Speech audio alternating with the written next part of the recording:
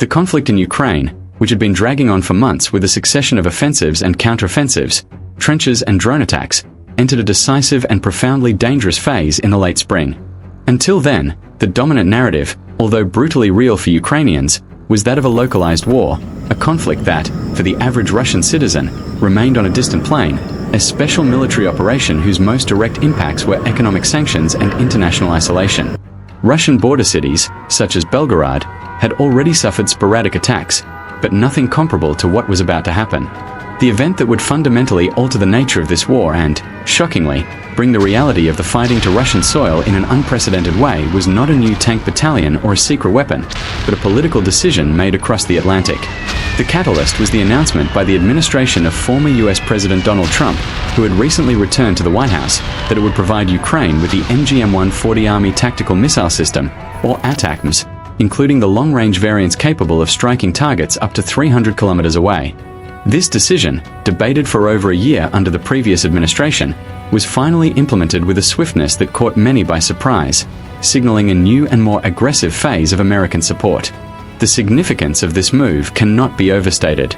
For months, the Ukrainian military leadership had pleaded for these weapon systems, arguing that they were essential for disrupting Russian logistics deep behind the front lines. The Russian war effort depended on a network of supply depots, command and control centers, ammunition dumps, and airfields located at a distance that previous Ukrainian systems, such as the HIMARS rockets with a range of around 80 kilometers, could not reliably reach. This had created a relative sanctuary for Russian forces within occupied Ukrainian territory, particularly in Crimea and the Donbass.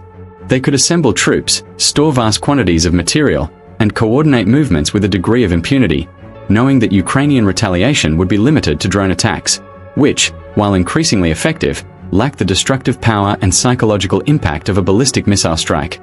The arrival of the long-range ATACMS changed this calculus overnight.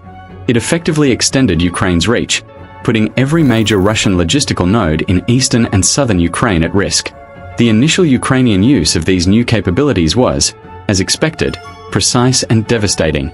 In a coordinated strike, Ukrainian forces targeted two critical air bases in occupied Berdyansk and Luhansk. Satellite imagery and subsequent open-source intelligence analysis confirmed the destruction of several Russian helicopters, including the potent Ka-52 attack helicopters that had been a persistent threat to Ukrainian armored vehicles, as well as munitions warehouses and fuel storage facilities.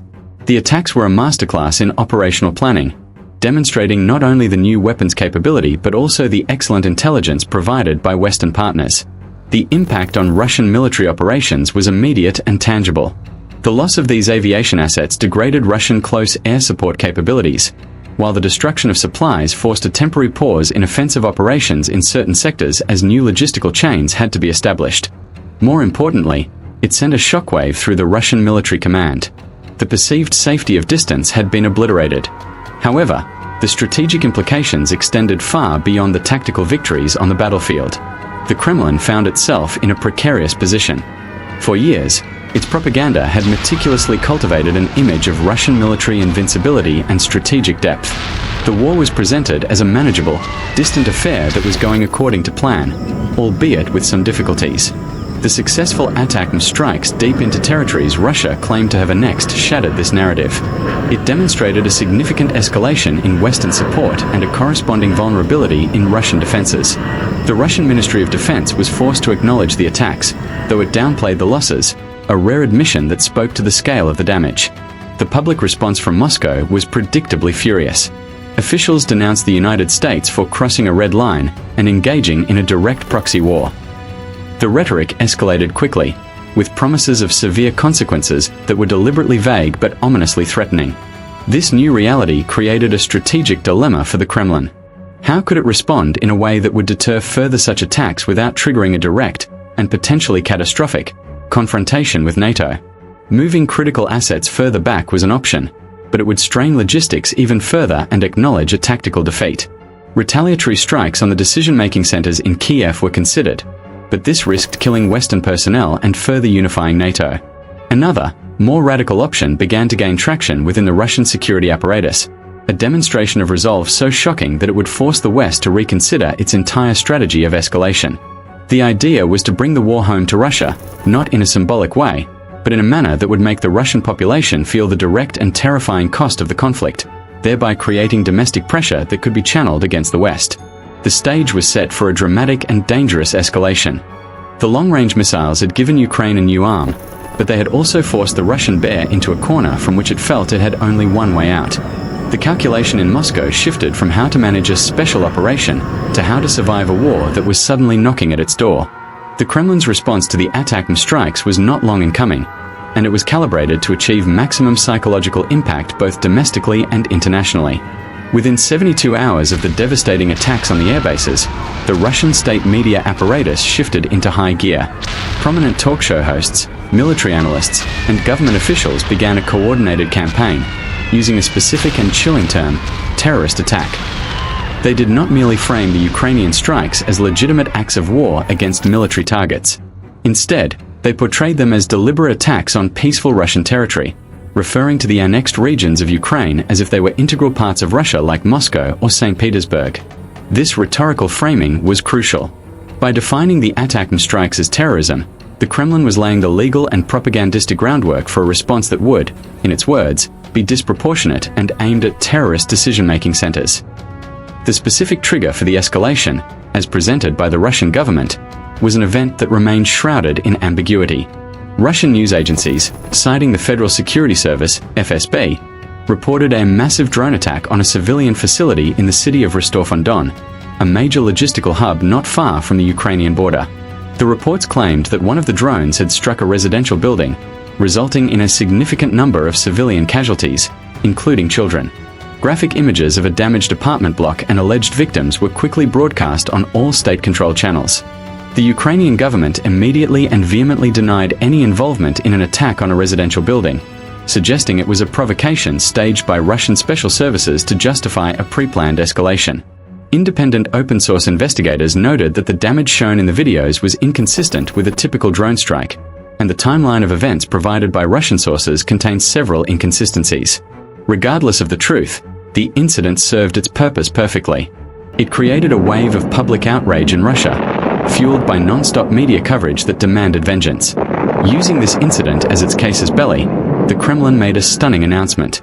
In a televised address by the Minister of Defense, Sergei Shoigu, Russia declared that it had reliable intelligence that the decision to use the ATACMS missiles for the terrorist attack on Rostov-on-Don was made at a high-level meeting in a command bunker beneath the Ukrainian Ministry of Defense in Kyiv. Shoigu, speaking in his characteristically grim tone, stated that the political leadership in Kyiv and their handlers in Washington had crossed a line from which there was no return. He announced that, in accordance with the doctrine of combating terrorism and in exercise of Russia's right to self-defense, the Russian armed forces would conduct a decapitation strike against this specific command center. The world held its breath. This was not a threat of a massive, indiscriminate bombardment of Kyiv, but a claim of a surgical, targeted strike against a military command node. The language was deliberately chosen to sound measured and legalistic, an attempt to provide a veneer of legitimacy to an act of unprecedented escalation.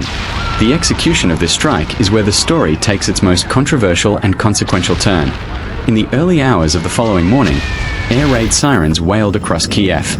The Ukrainian Air Force reported a massive incoming missile threat, a mixed salvo of cruise missiles, ballistic missiles, and Iranian-made Shah drones. Air defense systems engaged fiercely, lighting up the sky over the capital. Social media was flooded with videos of interceptor trails and the thunderous booms of explosions. The Ukrainian military later claimed to have shot down the majority of the incoming projectiles. However, one missile got through. It was not a conventional caliber cruise missile or an Iskander ballistic missile. According to subsequent analysis by Western intelligence agencies and military experts, the weapon that struck the target was a cruise missile, but its flight profile and warhead were inconsistent with known Russian inventory. It flew at a very low altitude, evading radar, and its impact was peculiarly localized yet immensely powerful. The strike hit a nondescript administrative building in a government district of Kyiv, causing significant structural damage. The initial casualty reports were chaotic, but it soon became clear that a number of mid-level Ukrainian military officials and support staff had been killed. Crucially, the main purported target, the senior command allegedly meeting in an underground bunker, was not present. The bunker itself, a relic of the Soviet era, was located several blocks away and remained untouched.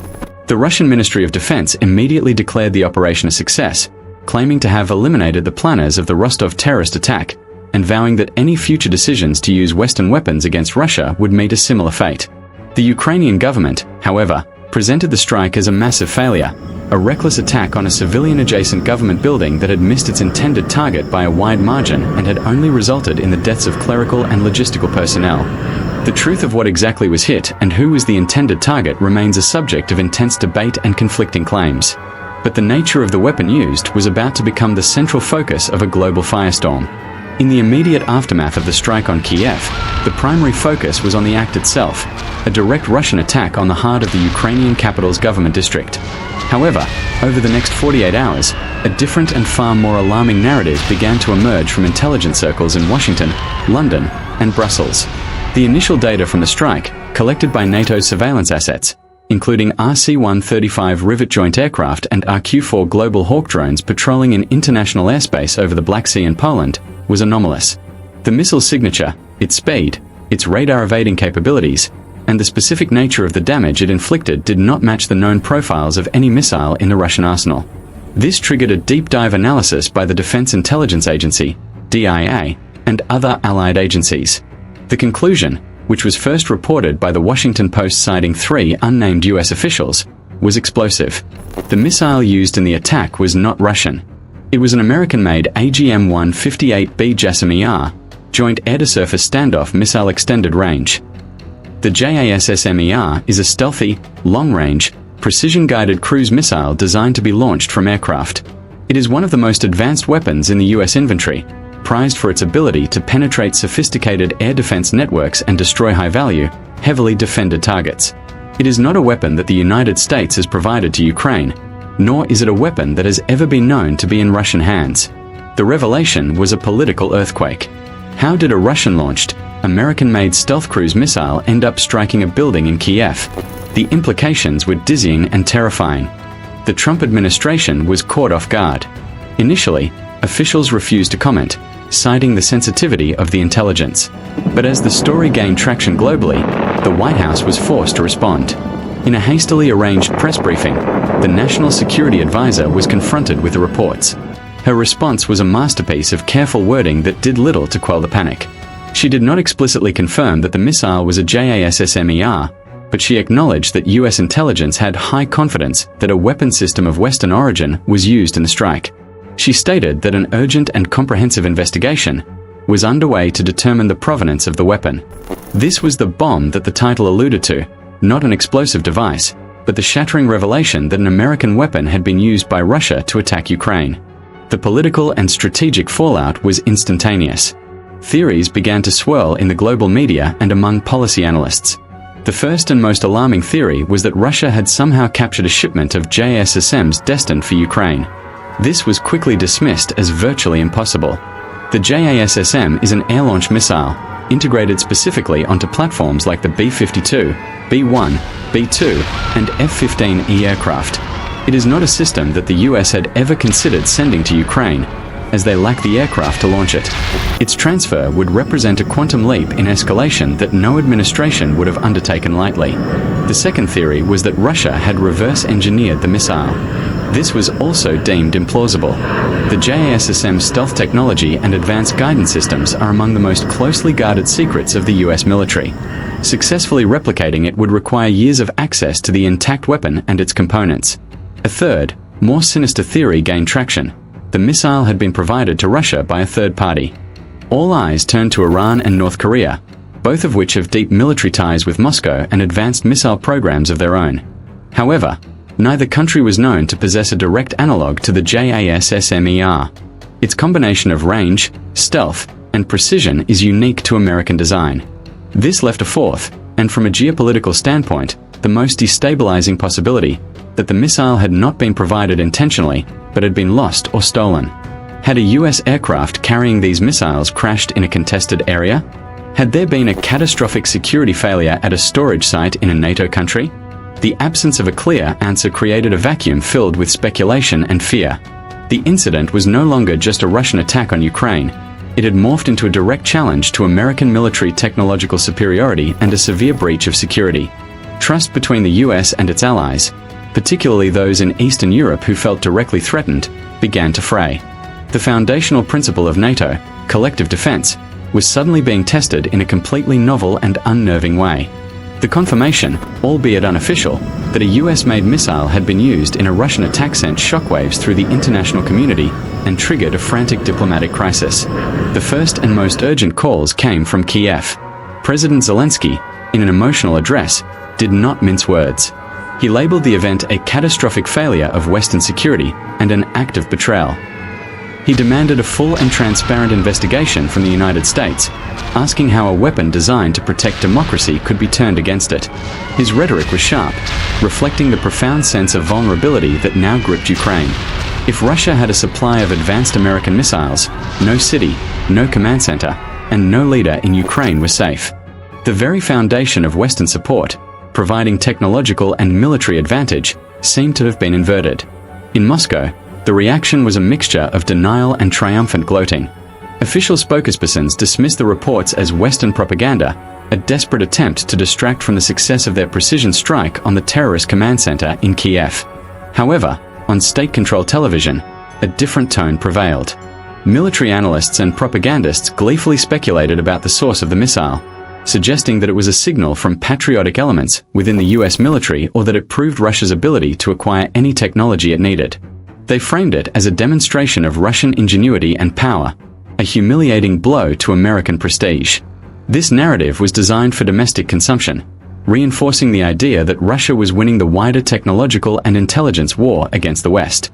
The incident became a powerful tool for the Kremlin to solidify domestic support and project an image of invincibility. The real storm, however, was brewing in Washington, D.C. and European capitals.